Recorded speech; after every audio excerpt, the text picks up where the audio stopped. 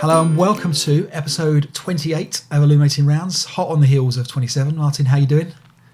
I'm very well, Dave. All the better for seeing you. You say the sweetest things. One day we'll meet again.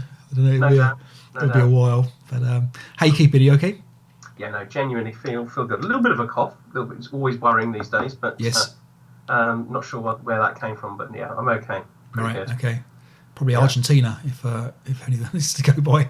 There's who's in the news today? Usain Bolt has caught. The coronavirus thing. Yeah, right. That shows you how quick it's got to be.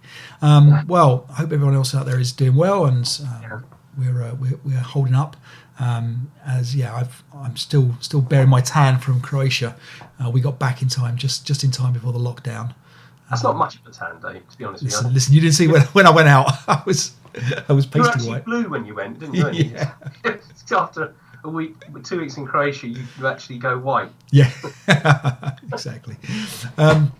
So today's episode, you've been hard at work. You've been coming up with the top 5 ASL online resources. Okay, so I'm just going to say something about this. Like I say, So without asking me, you posted on Game Squad this question, like, what would be the top 5 contributors to ASL? Yeah. Okay. And then you gave me the job of going through them, okay? 200 named people, okay? 200 named people on there. So we're going to focus a little bit on online contributions, aren't we? It's online resources. I think. Yeah, we have to break it up. The job is too hard. Even for you, it was too hard. And you've just had to grade children. I mean, you've had to grade children in schools, top to bottom, and all this kind of stuff for your. That's right. That's right. Job. Yeah. Yes. Yeah. You're used to this kind of stuff, picking your favourites. Absolutely. There's an army full of lawyers waiting to sue you if you get this wrong. So. I also decided that it would not make sense to rank them, because if you produce a blog and somebody else is doing scenarios, you can't say one's more important than the other. They're kind of different. Do you know what I mean? So it's going to be. You're going to do. We're going to go 5 to 1. But do 5 to 1. Okay. In your eyes, they can all be the same. But in the numerical order, it's 5 to 1. Okay. And it also occurred to me, because there's online resources, that there are so many that it's impossible to name. We will inevitably not even mention people who have made quite a significant, even very significant contribution to the hobby. And so I would encourage, absolutely. So if you think we have missed people out, not by deliberate, maliciousness or anything like that, put it in YouTube comments, whatever. Give them their moment in the sun as well, I think. All right. So basically, we are featuring who we are featuring because we are featuring them. Exactly. Yeah. If something else isn't named, that means nothing. Yeah, exactly. Okay. And we will miss people, and that's not, like I say, it's not deliberate. It's just it's such a big scope, isn't it? Of exactly right. Yeah. Okay, so right, do you want me to start with that? Well, I guess before we do that, so the other thing we're going to do today is we're going to go through our Totsugeki roundup. Where there's one more game outstanding, which we're waiting to hear from. I believe they're being played. It's been played today, and then we've got news of the next round. So we haven't got the pairings yet because we're waiting for that last one to come in. But we will tell you about which scenario we're going to play, and so you guys can prepare for that for the lucky 8 people that are remaining in the big tournament. Yeah. Okay. All right. So, Martin, take it away. Okay. Top 5 ASL online contributors. Okay. Well, I've decided not to include the ASL Scenario Archive and Illuminating Rounds and the associated brands. Okay? Yes. Even though I think we probably have done more to make ASL cool with women than any other online content out there. That's quite a high bar to get across, wasn't it? Really. Yeah. So okay. Number 1 is Game Squad. Number 5, if you like, is Game Squad. I was looking at Game Squad, thinking, what online contribution, what online resources are out there? And it suddenly occurred to me that I was looking at one. As you were searching Game Squad. Yes, I was searching for it. And it just didn't occur to me, not seeing the wood for the trees. I was literally using Game Squad to find out, what online contribution is there to so obviously Game Squad. I found it really difficult. There isn't a wiki that I could find that Wikipedia doesn't seem to have an entry for it. I couldn't find anything out about the people behind Game Squad. So I think that one of our patrons, Randy Tyler, I think now owns Game Squad. I think I'll be corrected if I'm wrong, but that's my understanding. So I don't remember the history or who else was behind it. So again, let us know who was behind it to start with. And Randy, if it is you, then well done for maintaining it. I think it's a thankless task, isn't it? Trying to maintain the order and decorum on a forum. And even the moderators get a bit of stick sometimes, don't they? Really, and because they're so well paid, Absolutely, yeah. No, it is a thankless task, and we should, at some point say, listen, that's a good thing, and it's, it rose from the ashes, or it took away the flames of the old mailing list when that became less popular, and there was a migration away from the mailing list, and that really was the kind of heart of. And again, I don't know who created the original mailing list. So again, please, let us know who created that, because that was a spectacular fire hydrant of ASL content that was just blasted at you. There's interesting differences, aren't there? Because something like was it the newsletter? It was called it was the mailing list. The mailing list. Sorry, you can take some time and write something kind of like thoughtful. Something like Game Squad. People, it's much more quick fire. It's much more instant, isn't it? I mean, people do occasionally put long, thoughtful things in, but that's less the typical content of it. But just the fact that with Game Squad you can post a question, and a rules question, and Klaus will probably answer it, and if he doesn't, somebody else will answer it. Often within minutes. That's amazing. That's an amazing feature of many amazing features of Game Squad. And what we're seeing now, I think, is Facebook and the Discord channels kind of nipping at the heels of Game Squad, and I think Facebook now has got quite a number. I think it's 5,000 or so members on one of the groups. And again, lightning quick responses. But they're harder to follow threads. Horrendously. Format of Game Squad, and of course, we met via Game Squad. And in fact, I know Nick because of Game Squad.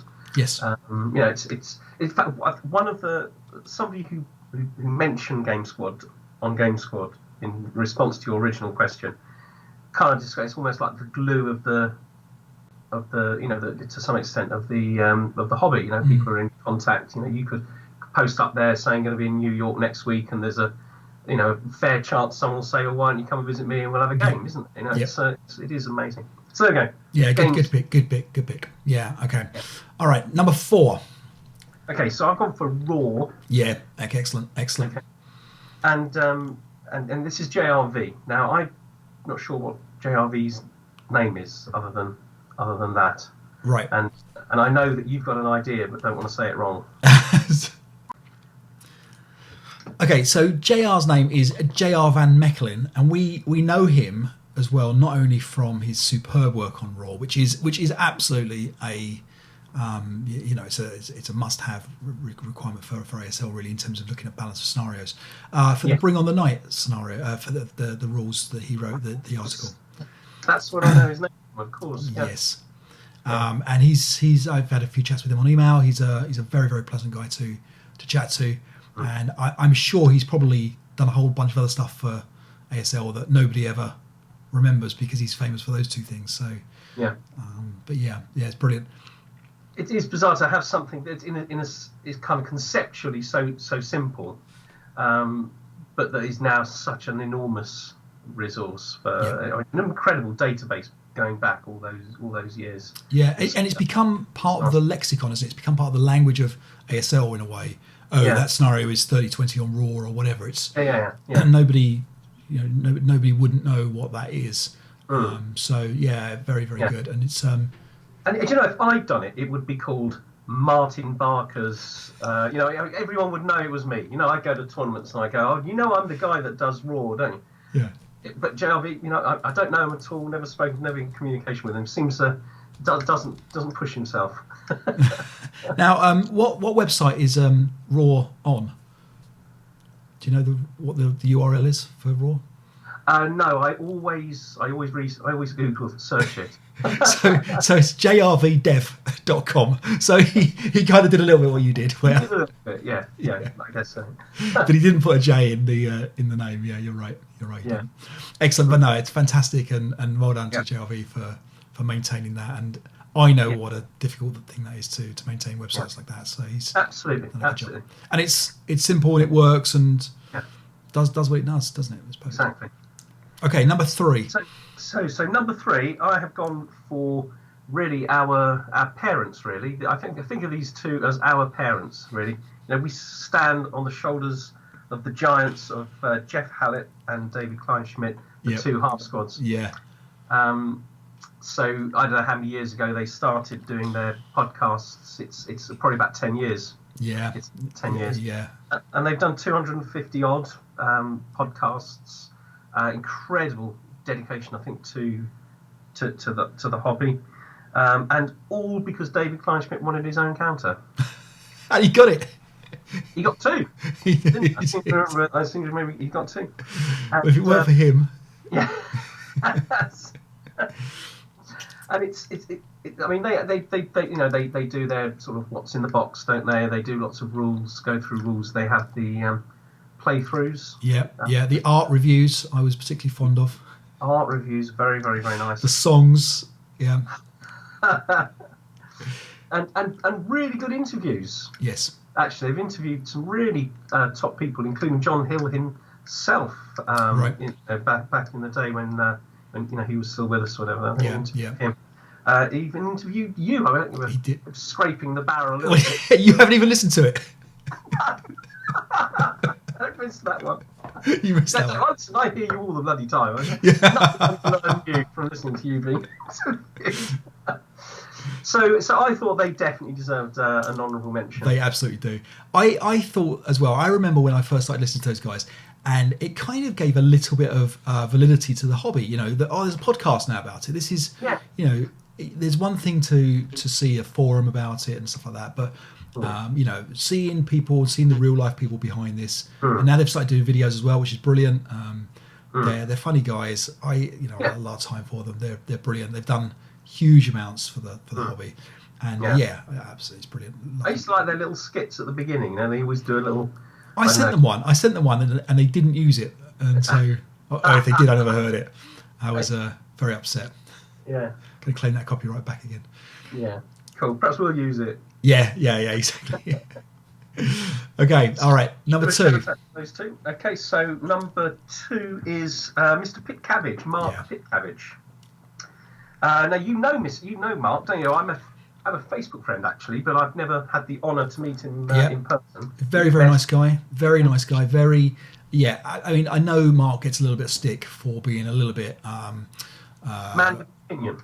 Yeah, absolutely. He does have opinions, and rightly or wrongly, you can't fault a man for his opinion, and that's his opinions are generally, aligned with many people, and sometimes they're not. He was ridiculously pleasant when I met him.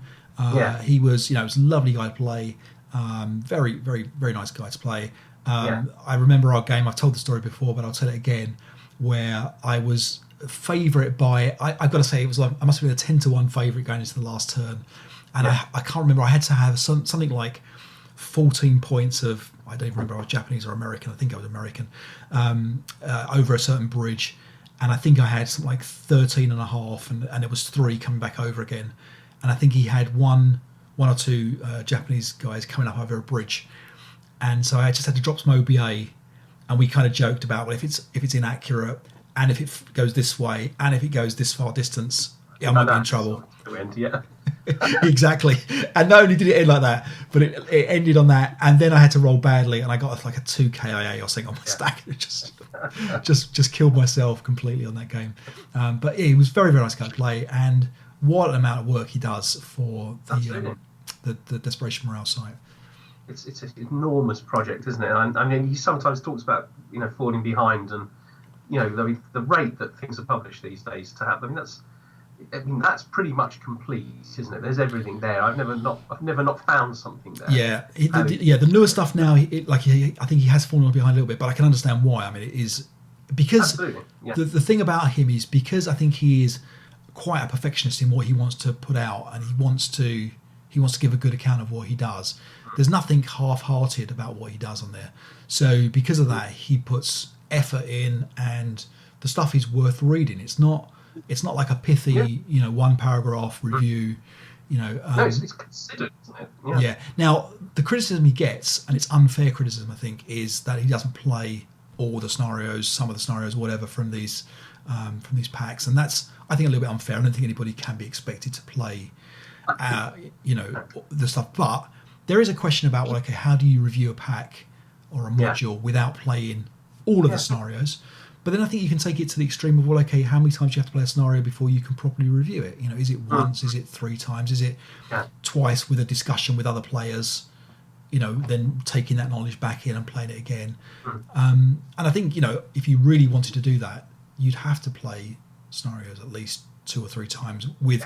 Which is obviously impossible, isn't it? Yeah, absolutely. So you have to take his reviews of products not with a pinch of salt, because I think that's unfair, but with the knowledge that these are not fully played. But the guy knows his stuff. I mean, he definitely is aware of what makes a good product, what's a rip-off, what's a copy. Excellent. Okay, well, that leads us to number 1, Martin. So I think this had to be number 1. Is Dr. Rodney Kinney. Right. Okay. Of course, the person whose brainchild was Vassal. Yeah. And later Vassal. Yeah, absolutely. So I'm not sure whether there's a whole team sort of like of people that help and work on it, and all of those probably deserve their own Illuminating rounds one day. But he started it. I think he did the first coding for it, and I think he took it to version 3. He also wrote Vassal and made it available, so it's available now to other games. Now Rodney was a squad leader player and an ASL player right from the earliest days, and Vassal was obviously produced for ASL. I don't think anything on the internet could be more impactful, perhaps, than something than that. The fact that you can play when you haven't got somebody, in the same room as you, and of course, long before we had lockdowns and things like that, which made sort of Vassal the only way that people could play. It was already just huge difference to people's lives, I think. And that's a really good point. I think the other thing to note is that there was even things like in the ASL annuals, there was articles about how to play by phone, how to play ASL by phone and things like that. And if you think how far we've come now, where, I know there's still, a few people that are struggling, but Vassal is still being developed, and Doug Rimmer, I think, is one of the guys that's still doing it. And there are others, and again, please, shout them out in the comments or whatever. Let us know who we're missing. But those guys that kind of, seamlessly, behind the scenes, give us updates. Things like the automatic board downloading on the new Vassal client, which I don't think was working for Dan last week on the Dinant boards, but is such an improvement on what is already a pretty good product. And it's all free. I know they do the donation drives, and I would encourage people to donate to Vassal to keep that going, because it's an incredible project. Obviously the people that do it don't get paid. I think Rodney Kinney still pays the fees himself to host for the hosting fees for it, as I understand it. Though there is an occasional request for support, and I think some people, as with all these things, some people are very generous, and that's right. But it's absolutely free, and there's no expectation on anybody or any pressure, is there? That's right. To make a contribution to that. So. Exactly. Yeah, absolutely spectacular. And again, I remember when we started playing, and we were very quickly up to speed with Vassal from what we were doing, and it enables you to play forever. There won't be a time where we can't play, hopefully. Because Vassal is around. We've always got access to counters and boards, and if you end up somewhere, if I end up somewhere without access to this kind of stuff, we can always have a game, and it becomes that language of ASL players that we can play by Vassal. And I know again, some people don't like it, and that's fair. But we were talking to Dan last week about how playing Vassal for the Dinant scenarios is probably easier, and 10 times easier than in the board.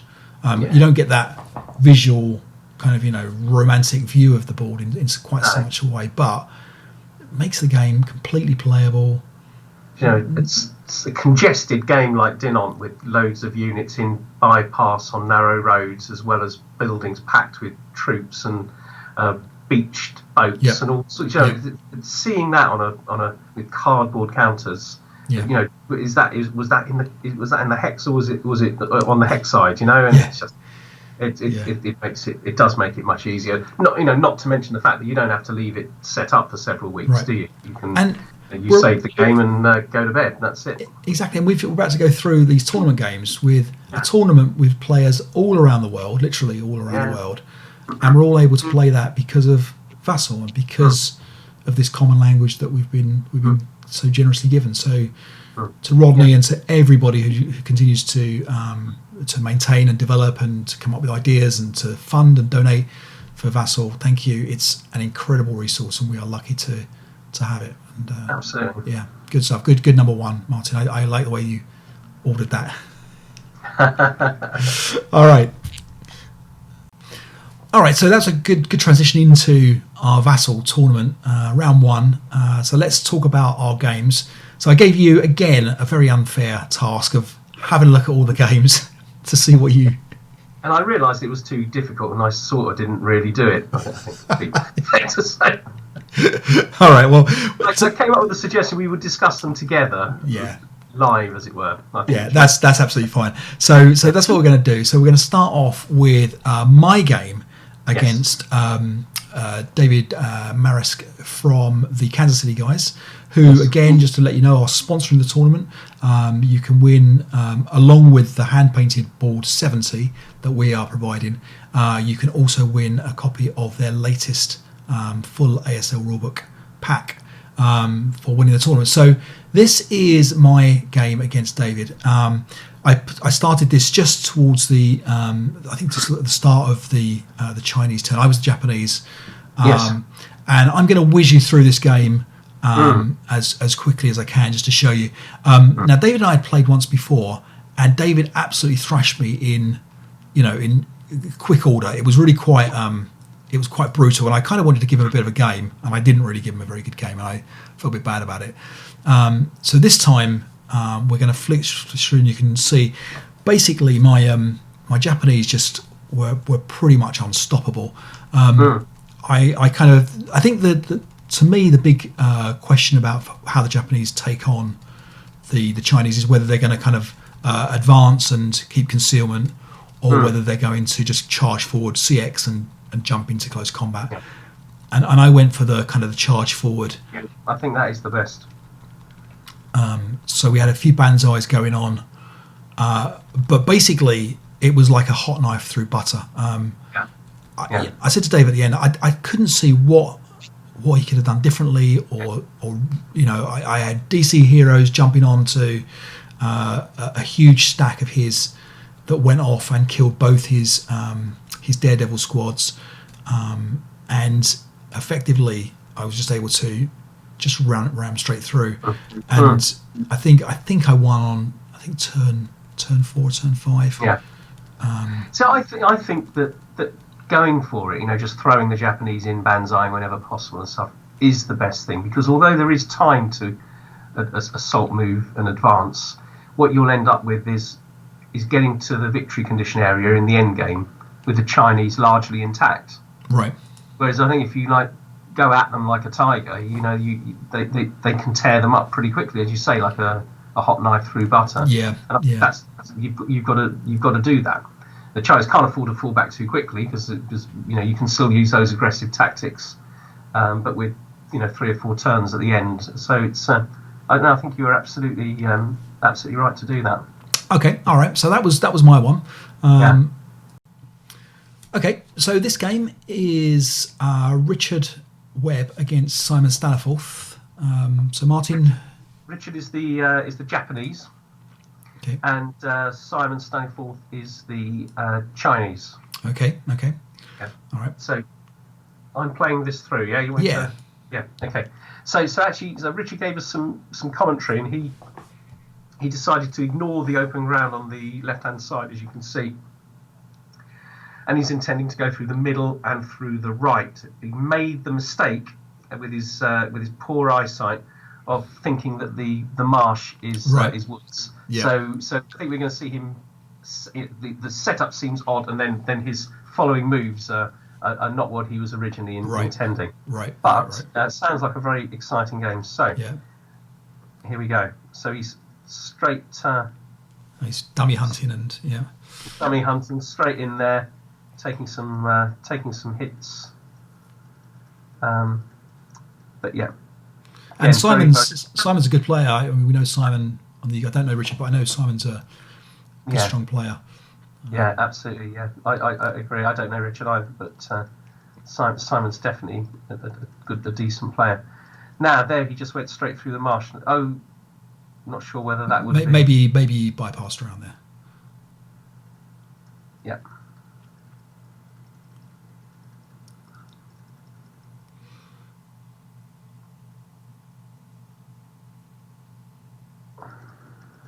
That's the thing with the It's the advancing fire there he's having some luck with, isn't he? Pushing the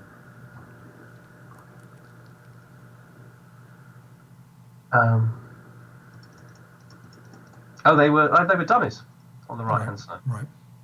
Okay. So I'm just doing advances. So not advances. Sorry, these are now it's advancing fire. No. Okay. Okay. So it's obviously got his advancing fire, and then we got some routes, Chinese routes.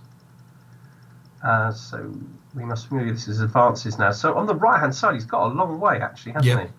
Yeah. Very, very long way. I guess that's very daring to just charge them across that open ground. Yes. And Simon's taken the view that he won't do that. Right. And it's also a long way from that last gun as well, isn't it? That last gun in BB-8 looks like a long way away. And this is where you talk about, how you can start to reposition as the Chinese.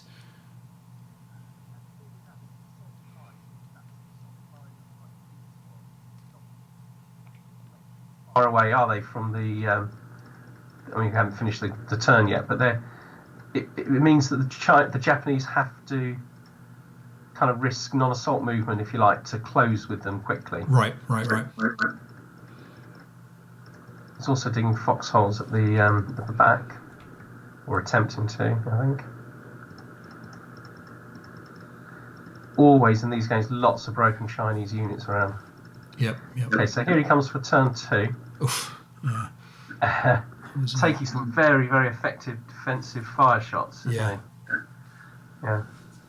And that's the thing. You just got to accept that as the Japanese, and just accept you're going to take casualties. Yeah. But keep going, and you can still win. That mortar. I remember not knowing what to do with that mortar, and I think I kind of lugged it to the entire end of the board on my game. Yeah.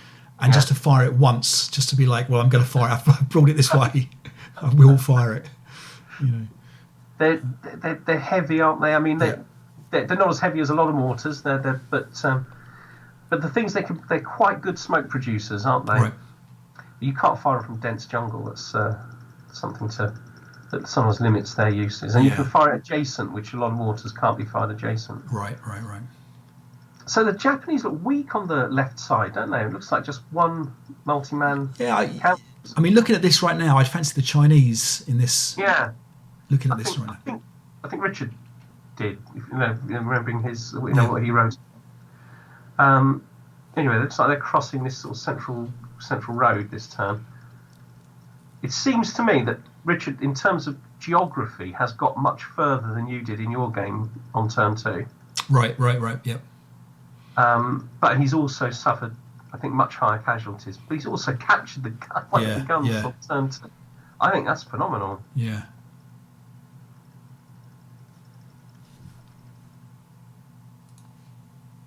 Okay, so Simon's like repositioning. He's also, I think we're getting a counter-attack on that gun. Yeah. So it looks like Simon might recapture that gun. It's incredible, yeah.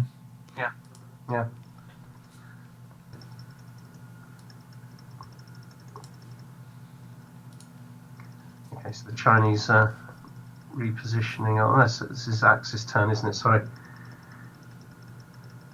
Okay, they're prep firing. Now, is that normal for the Chinese to be prep firing? Is this the Japanese to be prep firing? No, I wouldn't have thought so. Yeah. Unusual, yeah. Yeah. But what he's doing is certainly working.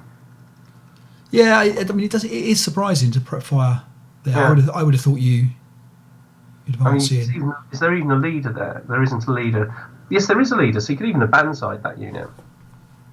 Would you have banzaied him? Definitely. I think I was. Yeah. So you're talking about in X4. I was the medium. Yes, there's the leader in X4 that potentially. I suppose with the medium, you don't really want to be charging necessarily with them. I guess so. But I don't know. I would prefer to see the leader with the 447 and banzai in there. Yeah. Yeah. But anyway, so I suppose the prep fire is really just the mortar and the medium. I guess so. Yeah, he does recapture the first gun that was taken on the right hand side. I think the thing is, the Chinese often look stronger than they are because they do have a lot of dummies. Right. In fact, the game I had with Jerry, his defence looked absolutely solid. On bearing in mind he absolutely thrashed me, but he looked like very intimidatingly strong defence on that left hand side, like on sort of turn 2 or 3. Right. And then when I probed it was all dummies. Right.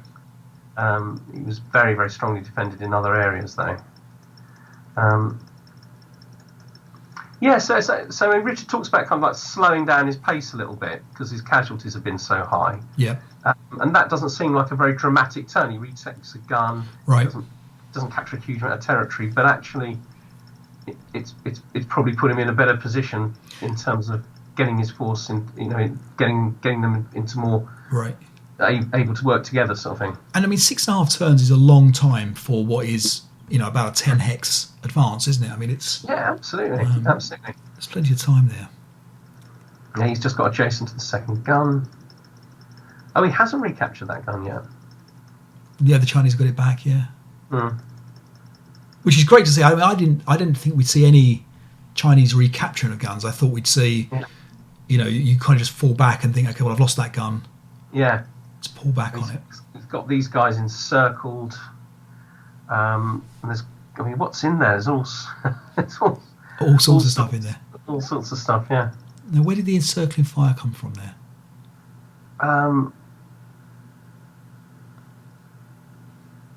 Yeah, not sure.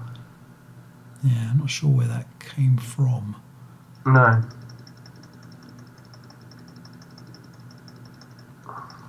No, I agree. So we've got close combats all over the place. So just to be clear, I think if you're firing from X7 and Y6, that's not an encircling fire shot. I think you need one as well from Z7, or you need to come in from Y8. Yeah. So I'd say hopefully that wasn't too impactful, but it looks like it absolutely destroyed them. Yeah, it's that hex has been demolished very effectively. So now, there's still only, I think the Japanese are only really, actually, are not in control of any guns at this point. No,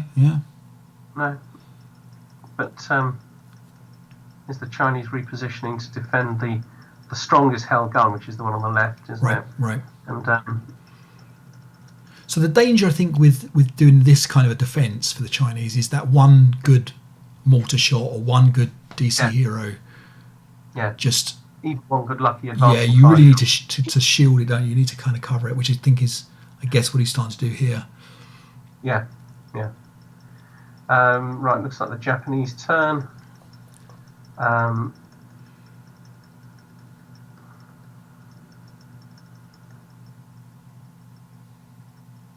Wish I could do that page down thing now.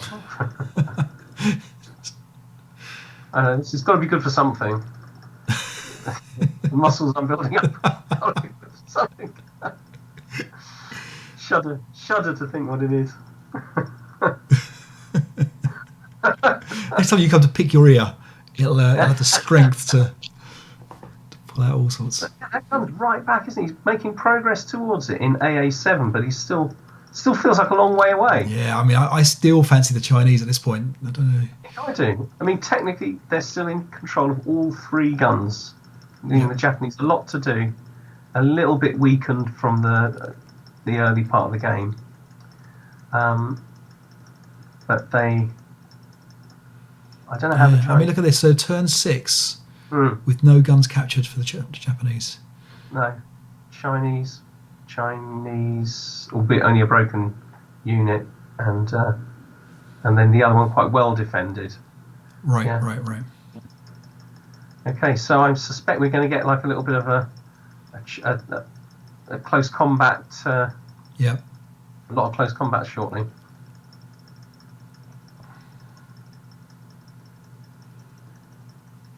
Advancing fire.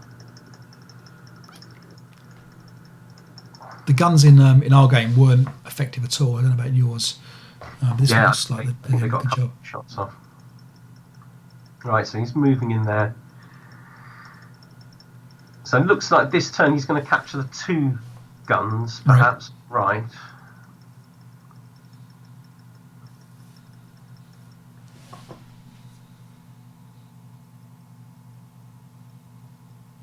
And these, of course, you've got the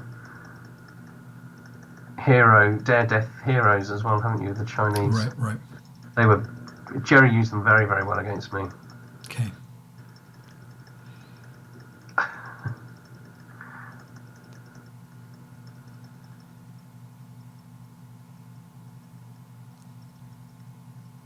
This is still the Japanese turn.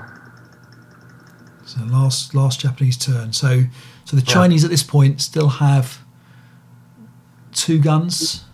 1. And they had. I think they've got. I think the Japanese are in. Presumably, are in the gun there. Yeah, I don't understand why they haven't routed. Which one hasn't routed? The middle one, in Y7, it looks like one broken squad. Oh right, I see. Yeah.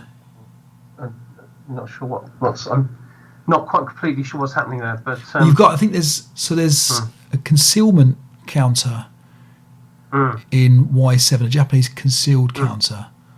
But yeah.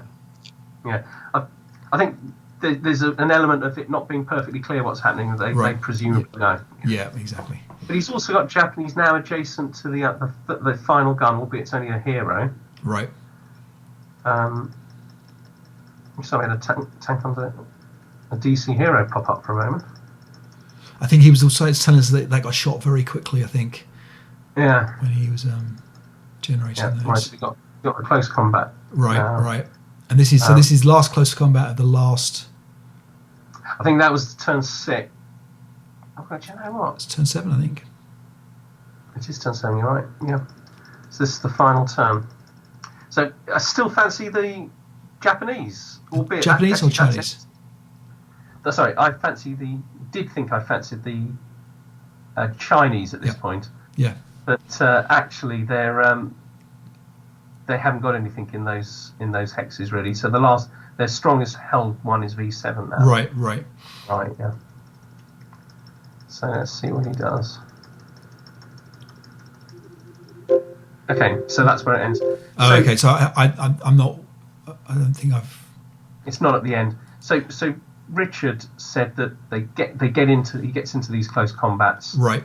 And because he's got sort of 2 or 3 squads in there, he wins it, and the Chinese are not able to kill everything. All of the Japanese presumably in W. Oh, this is being silly now. Sorry, in W. Sorry, in V7. Right. So the others have been captured. Yeah. Right, and the Japanese win on the last close combat.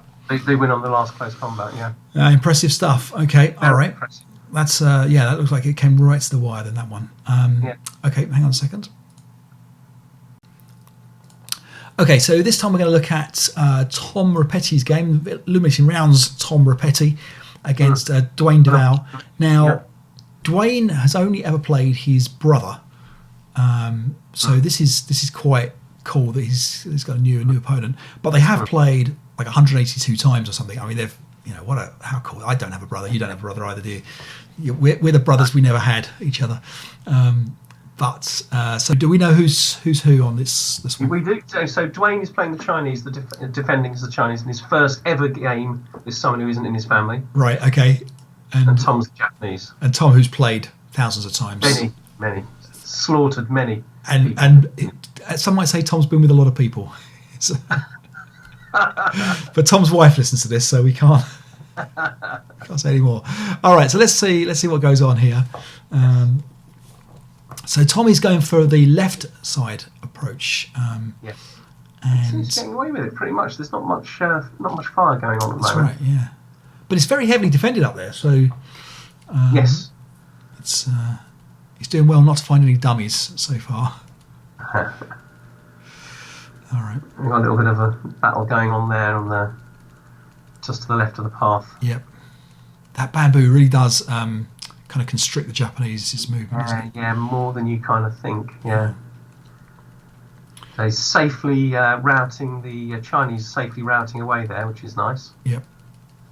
Behind a wall of defenders. But because Tom's gone all out one side, of course, the Chinese have been able to take all of their forces away from defending on that side, haven't they? That's an excellent defence there, isn't it? The Chinese there in that line. Yeah, but some of those are dummies, and this is the thing. It looks strong, and of course it is. Well, no doubt it is, but some of that is bluff. Right.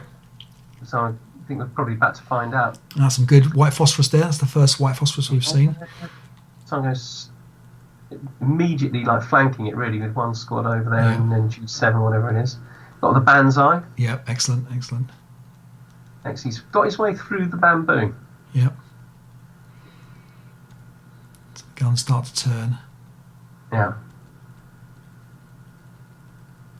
Oh, yes. I was say it's looking like a sea of yellow taking over. That's right. Yeah, it looks like the gaps have started to appear in the Chinese. Exactly how that game feels. It's very difficult as the Chinese.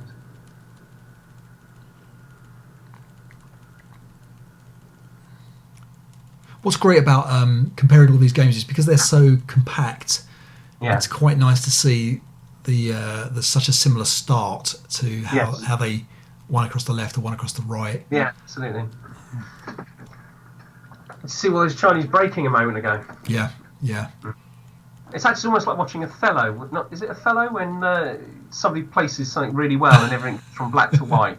Yeah. It's a sea of blue and then suddenly there's a sea of yellow. Okay. Yeah. So that's turn 3, and we're going to just load the. Gun. Oh no, not quite. No. He's closing in on a well-defended first gun. Okay. Yeah. So let's carry on and see how this gets on. That's a continuation, isn't it? Yep. So in come the Japanese at this point, looking quite good. That middle gun looks to be tricky. Yeah. I guess it's a question now of how quickly the Japanese can swing round. Let's just make sure that we're okay.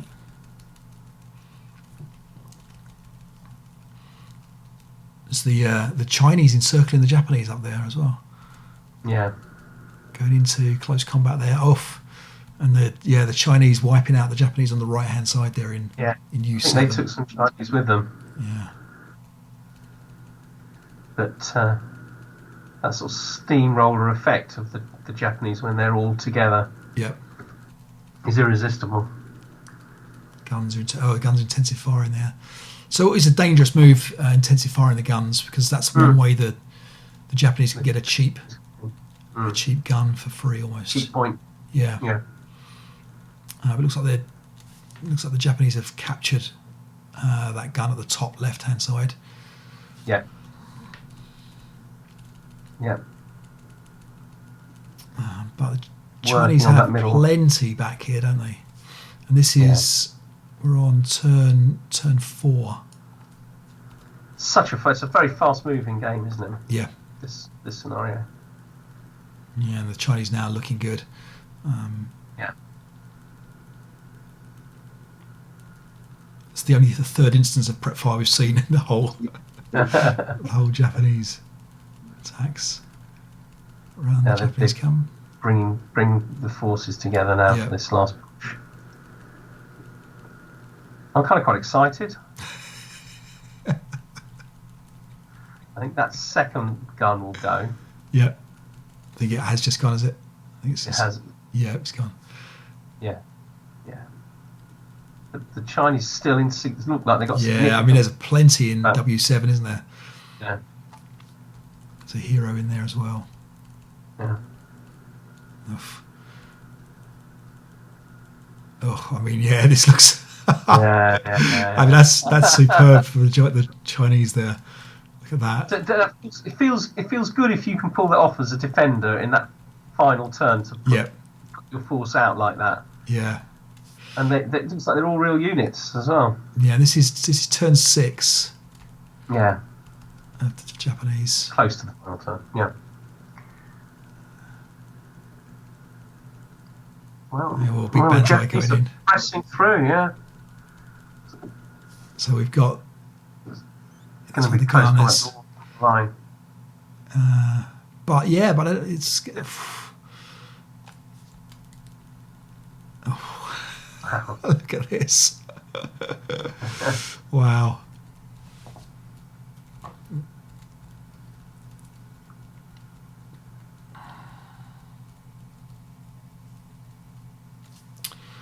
So that's the end of the game there. Didn't look like that went well for the close combats. Didn't go well for the Japanese. Yeah. It just got absolutely wiped out there, didn't they? Really. Yeah.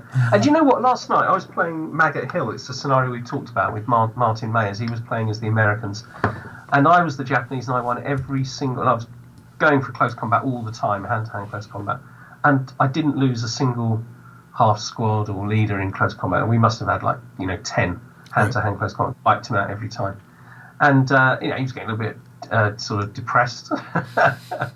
and we said, it's so easy that I could have lost, half my force as well, or whatever. It's so easy. I think that's what we saw there. And what's interesting about Totsugeki is that really the Chinese can afford to trade 1 for 1 if they can get away with it, because they outnumber the Japanese, don't they? So there's, it is a challenge for the Japanese to be able to get away with it if they can do it. But okay, all right, that's okay. That we can look at my beginning and end if you wish. Yeah, why don't you?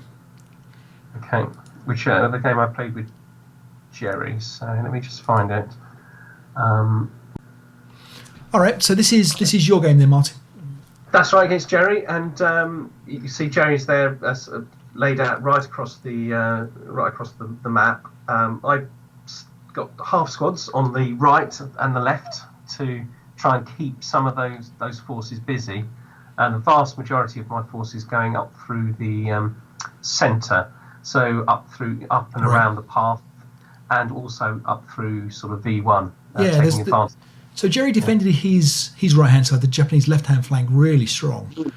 Yes. I would have definitely been encouraged to go through the middle, through that kunai. And I've got yeah, absolutely. So I do send half squads both sides just in an attempt to try and keep him a little bit busy, just assault moving on, so you can't tell that there are any half squads. But down the middle, I send most of it. I'm trying to get a fire group up into sort of X1 with a leader, thinking that there's a good chance that they might get some defensive fire shots or prep fire shots. And my plan is to be as aggressive as possible, just to charge him. Right. I don't understand at the beginning of this game how sneaky you can be with dare death squads. Mm-hmm. I didn't realise that. So I thought dare death squads were basically you could let them go berserk when you wanted, and they had these close combat advantages when that happened. What I didn't realise is that they have those close combat advantages all the time, whether they've got berserk or not, and that's the so Jerry. What I don't know here has hit his dare death squads very cunningly, and of course we can't play through this like the others. But as I'm charging in here, I find myself advancing into what should be easy close combat victories. And in fact, I get wiped out by. Oh, well, they were hipped in areas where you already had units. So no, I think he's cleverer than that. So he I ended up feeling that I was advancing into easily gained, strategically important locations, but in actual fact, of course, it was a trap. Right. So that was very, very costly in this game. So I can't lead you through it, but I can show you the end. I can tell you a little about the story. I push anyway. He says, used almost the same phrase as you, that the Japanese were sort of going through him like butter. It was when I was able to be aggressive, they can just charge at the Chinese and wipe them out, break, push them back, all that kind of things. But he was very, very clever, very sneaky at being able to kind of like restore that front line every time. And it was only when I really realised that half of them were dummies that I was able to sort of get a little bit of a breakout towards the gun on the left, which wasn't so strongly defended. Right. If you have a look if we look at the end, I was running out of units. Okay, all right. So this is the end of your game. This is the end of the game, and actually, I've just simply ran out of units. I had been. You can see I've got a broken unit here. I was sort of charging at V7, but you can see there's not much left over there. It was a slaughter. Wow. Y7 is still well defended. I probably would have captured BB8. Yep. But that unit in AA8 was actually hip, so he was quite sneakily placed for kind of trying to recapture at sort of the end of turn 6, or whatever. So right. This point that I think up until this turn there was enough Japanese in places where I mathematically could have won. Right. But at the end of this turn, it was that's where I resigned. It was obvious that he was going to win. That's I mean, I wouldn't say this, but that's a sterling Chinese victory, Absolutely. isn't it? I mean, it was. I thought at one point things were going quite well against Jerry. Jerry was a very, very skillful player, I thought, and very, very good opponent. Right. Well, we have to send him a T-shirt or something. So, Jerry, if you're, we don't know if you're. I'm hoping you're extra large because that's about all we've got left on the T-shirts. So, Jerry, congratulations on knocking the Martin out. All right. Get in touch and let us know if you or anyone that you know who's extra large would like a T-shirt, and we'll send you one over for knocking Martin out. So, good job on that. And it looks like you earned it as well. You definitely got the Chinese looking as best we've seen them right now. Absolutely, very convincing victory. Excellent. Okay, so this one is Rob McGinley, who is a very good player, very patient play-by-mailer. Again, if anyone wants to play Rob, he'll always take you on as a play-by-mail game. He's always looking for opponents as well because he's very, very reliable. So he was playing Jean, who is a PTO veteran, a newbie, never played PTO before, and Rob kindly offered to give him some lessons, and as I understand it, the lessons went quite well. So here's Rob. So Jean's first ever game was PTO. In fact, Jean wasn't even going to play because it was PTO, and I managed to convince him to have a game. So I think this is Rob with the Japanese, and we'll see how it goes. It's a much more laid back defence by the Chinese, isn't it? It is. Yeah, exactly. Yeah. So it gives the Japanese a lot of ground on the first turn. Yeah. So in they come. Yeah. And that's a scary sight, isn't it, when you've got the Japanese kind of lining up? Yeah, it's very, very scary. But when he does the sensible thing, he gets out of their way. Yeah, exactly. So back they come. A bit of prep fire again. So here we go. It's a bit of prep fire. Yeah, but I think, like you pointed out before, it's very likely that's mortars and dummies. Yeah, there's probably being fired at. So yeah, there's the mortar and the machine gun there. Yeah, being led by the 9-1. So we've got some. So the DC hero charged in there. We've got the first melees coming off. Let's just get a little bit further. So it's a very tidy game, isn't it? Yes, very neat. Yeah, exactly how you kind of expect things to look. It's funny how sometimes like face-to-face games as well there's very neat players. Yes. Gerard's a very neat player. Yeah, Indy's quite a neat player. Yes, he is. With his little, he turns those counters 10 degrees to represent he's moved them. Like, it looks to us like that's how you just drop the counters on the ball, but they're actually in exactly the right position. So it's a great defence there. I mean, look at that defence. Absolutely, yeah. Pristine, isn't it? Almost. And there isn't much to Banzai. That's right. There is a couple of potential targets. Here they go. There we go, yeah. Here we go, yeah. You called it. There's the Banzai going. And I think this was all played by mail as well, so Rob's done a great job of putting this all back together again. So Rob, thank you for doing that, because this would have been a lot of work to put this back as a log file. So those Banzais are so powerful when you've got such high morale. But if you use all the Japanese advantages, the morale is through the roof. Yep. So we come here. So let's have a look. This is turn 3 for the Japanese here. Yeah. It's a very interesting difference, isn't it? I mean, some of the games we've seen, the Japanese have captured a gun by now. Yes. Yeah. I mean, I'd pretty much finished on turn 4. Yes. It's incredible, isn't it? And yet somehow we're supposed to try and balance these scenarios, you know, with so many different play styles. And so we've got going on in Y7, we've got a pinned Japanese squad up against a 337 with the medium who's just jumped in, and that ended in the Chinese favour there.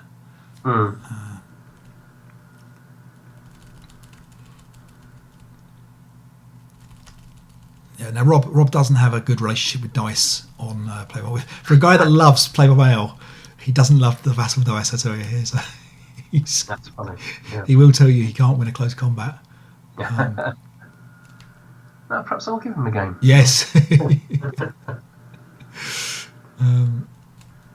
So you can see the Japanese getting stuck into the BB7 guns there. So it looks like the Japanese have a fair bit at the back here. I don't know if these are just concealment counts that have been left behind, but they've captured this gun here. Yeah, and they're looking good. So they certainly are. Yeah, it's interesting capturing the middle one first, isn't it? Because you kind of imagine it. You kind of like them swooping across. Right. From one side to the other. If you capture the middle, you've got to go both ways, haven't you? Yeah. There's a good Chinese defence there on the right-hand side, though. That's a fair few guys there. I'm fancying the Chinese at the moment. Right. So we just got Banzai straight into the Chinese spaces. Yeah. It's a nice Banzai going in there. It looks like that. Quite a lot of death. So now, we've got in. Well, I mean, the BB7 guns look pretty much secure there. We've got a couple of 448s with a Chinese gun. Yeah, I mean, you can do so much with 2 448 Japanese squads, can't you? It's just difficult to underestimate what they're capable of. That was a big stack reduction there, but it went the Chinese way. Certainly they're the last man standing. Yes, we got a big close combat now in BB7. Yeah, and in they go. They've gone to Japan. Yeah, they've gone. Wow. Yeah, this is looking good for the Chinese, isn't it? Very much so. Yeah, they got another 2 squads at the back there. There we go, and that's the end of the game. Yeah. The Chinese winning there. So Jean's first game as the PTO. I hope he's at Con. He did beat. I mean, that's quite an impressive thing. And Rob's a great sport for helping out and doing everything. Yeah. So well done, Rob, and well played, Jean. Very impressive game there. Yeah, that's good. All right. Okay, and now the last one that we've got is Paul leg against Morris leg. So we're going to... Sorry? 2 legs. It's the battle of the legs. Yeah. The although Morris has an E at the end, so I assume it's still, but it might be Liege or something. I don't know. Maybe not. Anyway, it's we know both these players very well. So they're both English players in the tournament scene. Yeah. I've never played Morris. Paul's a very, very solid player. So let's see how we get on with this one. So do we know which Paul is which? Which leg? Yes. So I think that Paul is defending, but I'm going to check to see who starts rolling. Hang on a second. So Morris is defending with the Chinese. Okay, good. Okay, and look at the very first thing that's happened here is Morris has turned his gun. Yep. And managed to malfunction it. Now I thought that was a free turn. I didn't. It is a free turn. It is. You don't need to risk malfunction, do you? That's right. You can go for the acquisition. So unless he was going for an acquisition shot, which you know what he's done that with the other guns, the middle. So that's what's happened. Yeah. So Morris is really going for the aggressive approach. Yeah. So Paul's going to. He's mouthed it as well. Quite a careful Japanese first turn. And Paul is a careful player as well. Paul is very he's not rash. The impression is the Chinese. Look, they've the Chinese turn. They've gone straight into. They use the hunter, the heroes, the death squads. Yeah. Straight into close combat. So they lost them both. Wow, yeah. Oof. Okay. That's amazing to see the Chinese being handled more aggressively. Yes. Yeah. So in come the Japanese through the centre, really. Yeah. And And I think that does make sense, having them together. There's nothing worse than ending up with like a half squad and trying to because you haven't got enough sort of like momentum of other guys around. Right. Yeah, so we talked about this. Dave and I talked about this in our game about whether the Chinese could just defend in depth one or two guns and just see how that goes. And obviously, you're just going to encourage just a swarm of Japanese like wasps to a honeypot, isn't it? Really? Yeah. So I suppose the advantage of spreading out is that you give the Japanese a lot to do. Right. And we turn 4 here of the Chinese, and the Chinese looking good.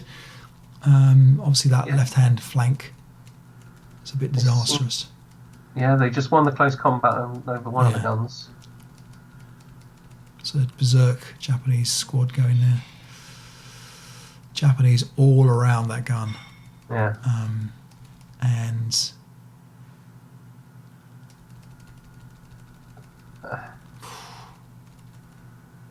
so what have we got here? We've got in the gun area everything broken, including the gun, including the light machine gun in there.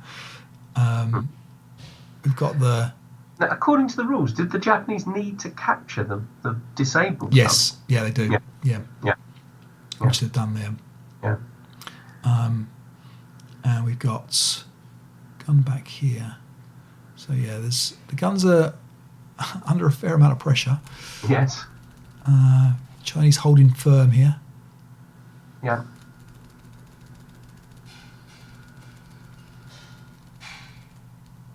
Wow, I mean that's looking very good for the Japanese at the time here. But the Chinese holding out. Yeah. So Morris rolling low enough there to wipe out the close combat there, but the gun is broken. Demo charge is going off. Crew defending. Yeah. And we have end of the game. Era. Yeah. End of the game here. So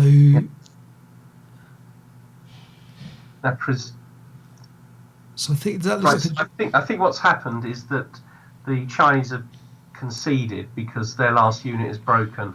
Right. Space to go, so the Japanese in W7 can easily advance in. Yeah.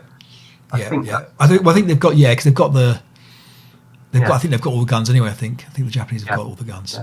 Yeah. So it's a Paul Leg. Paul Leg win. Yep. Yeah. All right. Okay. So that rounds it all up. So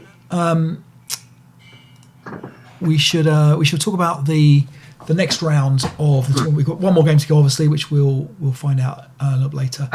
And they have until the end of the month. Yeah. So So they've still got a few days. Yeah, a few days more. It's no problems at all. And then as soon as that game's finished, though, we can send out names and people can start preparing for the next round. Exactly. Yeah. So the next scenario we're going to play, and we're all going to play the same one, is the Brickworks. It's a March Madness 2018 scenario from the Players Pack.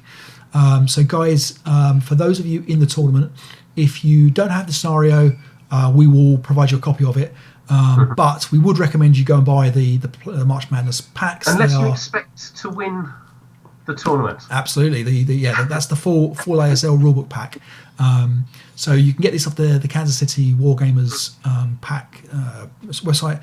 I'll put the link in the description below. Yeah. But if you haven't got the scenario, no problems. We can provide a copy for you. So the Brickworks is a very small, so it's a 5-turn scenario. It's a nice little German-Russian, 13 squads against 6.5 with a couple of Stugs and a 45mm anti-tank gun. So we're all going to play that one. It's been recommended to us by the Kansas City guys. So if you want to practice that, feel free. But otherwise, we'll be playing that next month. And Martin, you're going to do the draws. And I'm going to do the draws. Yeah. So the if you don't have a copy of it, the ASL Players Pack is $15, available from the Kansas City guys. I think that includes shipping as well. Expensive, really. Yeah, and that may be for US only. I can't remember that, but usually the guys are very good. They don't charge any extra for on top of what the shipping costs. But you can get the packs as well from places like Second Chance Game, and obviously other retailers as well. So 10 scenarios, well worth it. They're nice stuff. We like to support the guys. They're doing a good job to support us. So Kansas City guys, thank you very much, and we look forward to playing that next round. Yeah, well, I wish I was. Thanks, Jerry. Well, Martin, you get to commentate neutrally next time. Exactly. Yeah. No, it's going to be interesting. It's going to be great. All right. Okay. Good stuff. I guess until next time, we're going to carry on our Dinant game. We're going to crack on with that shortly for day 2 or the afternoon of that. So we'll be back with an update of that next time. Everybody else, hope you stay well. Keep safe. Martin, thanks very much. Thank you. See you all soon. Bye-bye. Bye-bye.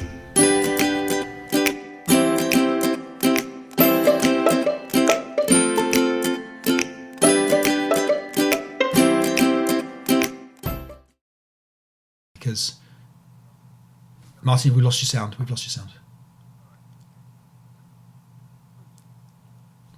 Gone. Nothing. That's not going to help.